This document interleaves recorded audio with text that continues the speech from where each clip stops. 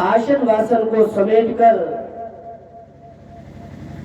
जाकर नदी के पास पहुंचे, उस मृगसावर बच्चे को बचाया और कपड़े से उसे पोंछा अपने आश्रम पर। जो भरत जी ने किया है वो प्रत्येक मनुष्य को करना चाहिए।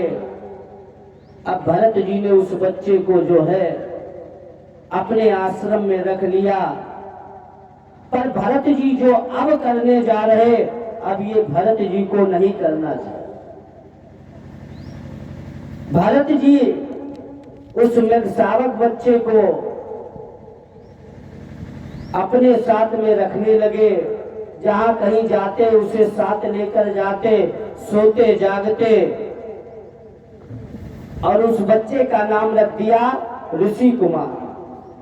खाते पीते सोते जगते ऋषि कुमार, ऋषि कुमार। धीरे धीरे ऐसा समय आया, राज्यपाट छोड़कर आए भगवान की प्राप्ति करने के लिए, पर भगवान की माया ने यहां भी पीछा नहीं छोड़ा। भगवान की माया बड़ी विडम्ब है, समझ नहीं पाएंगे। हम आप क्या, हम तुम क्या, कितने महारथी इस जग से आकर चले गए। हम आप क्या, रावण जैसे, कंस, बाबा भीष्म, कृपाचार्य, द्रोणाचार्य, बड़े बड़े महारथी, हम तुम क्या, कितने महारथी इस जग से आकर चले गए।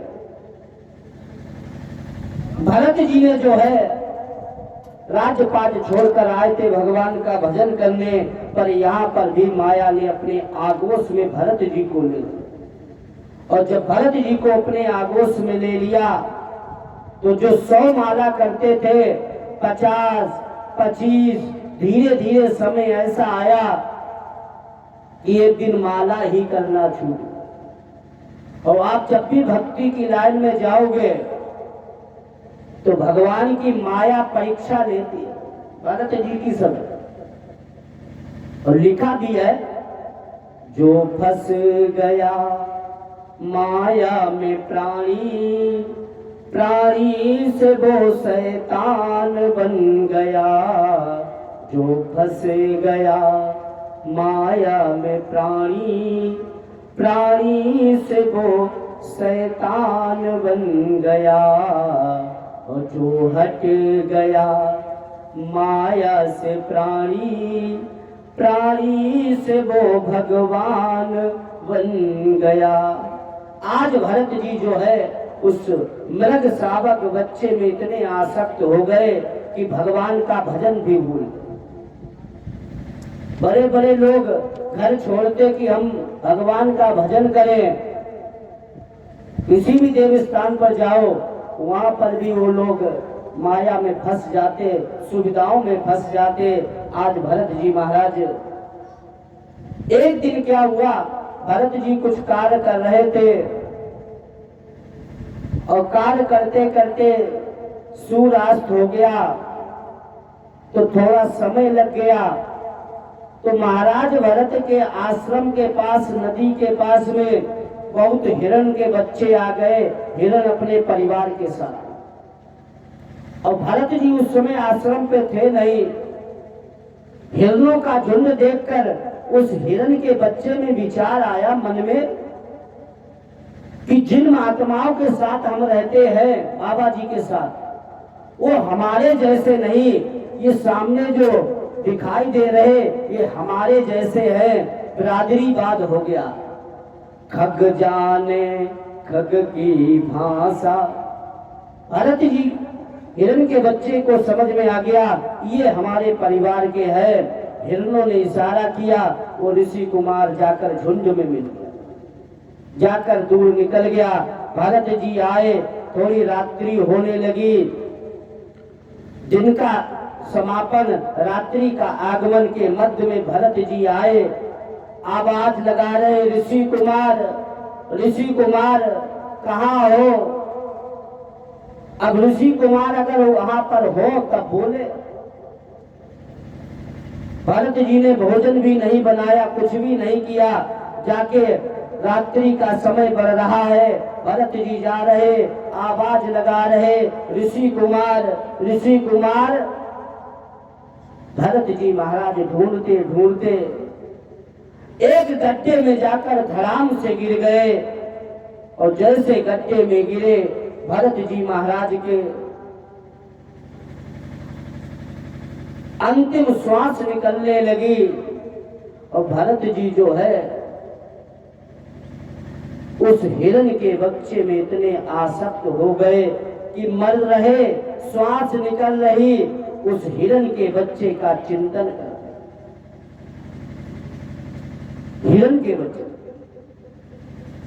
और अंते मति सा गति, अंत में जैसी आपकी मति होगी, जैसा भाव होगा, आपको वैसा ही प्राप्त होगा।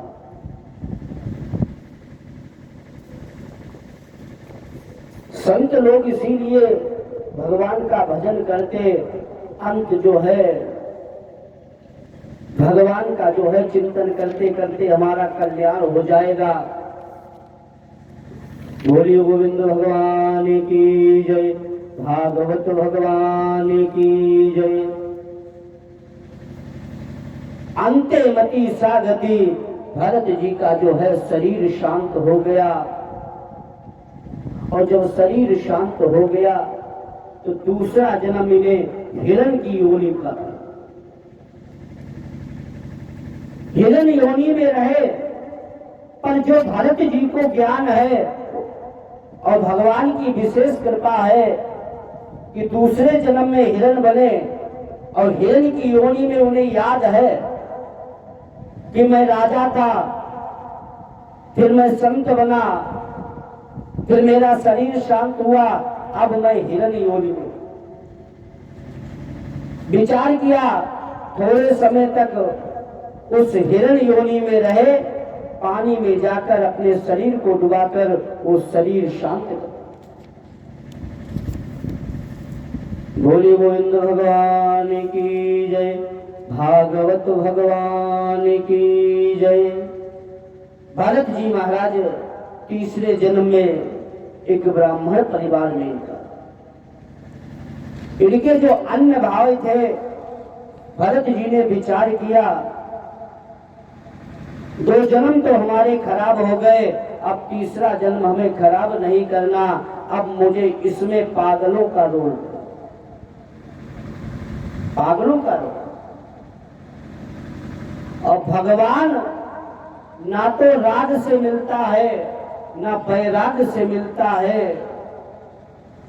और ना तो बड़ी बड़ी हमने जटाएं रखा ली, लाल पीले वस्त्र धारण कर लिए, हमें परमात्मा मिल जाए, नहीं मिलेगा।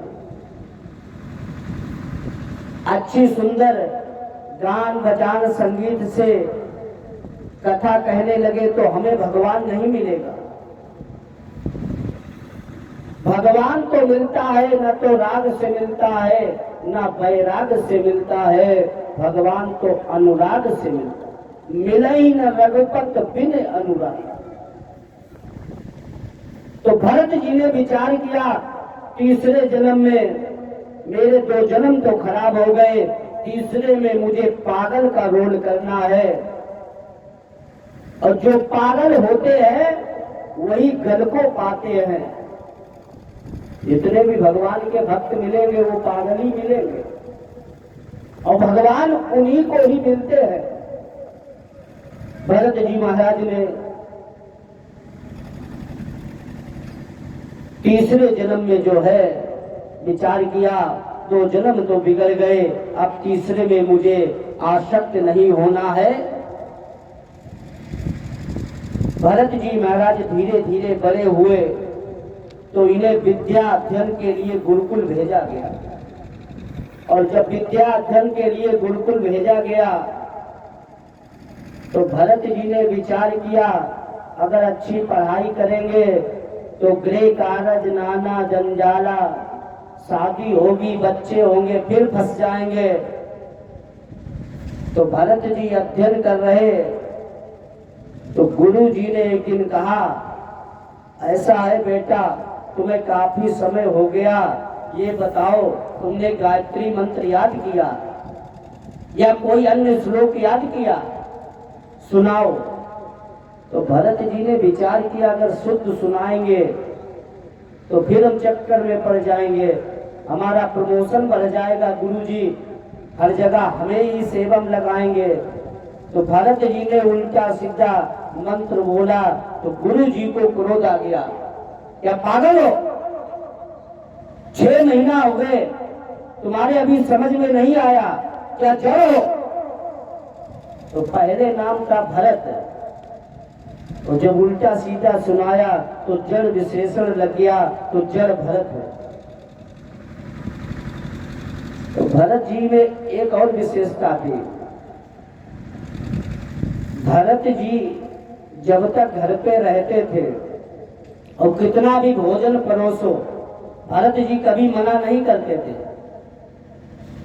और भाई भाई में तो बन जाए पर भौजाइयां नहीं बनने देती, भाइयों में तो प्रेम था भरत जी को। तो भरत जी को जो है भोजन जितना परोसो भरत जी मना नहीं करते थे। ऐसे में अगर कोई आचार आपके गांव में आ जाए, भोजन बने वो मना ही नहीं करे, तो लोग कहेंगे हे गार्गी मैया कितनी जल्दी 7 दिन हो ये यहाँ से पंडित जी जाए, मना ही नहीं करते। उसी प्रकार भरत जी महाराज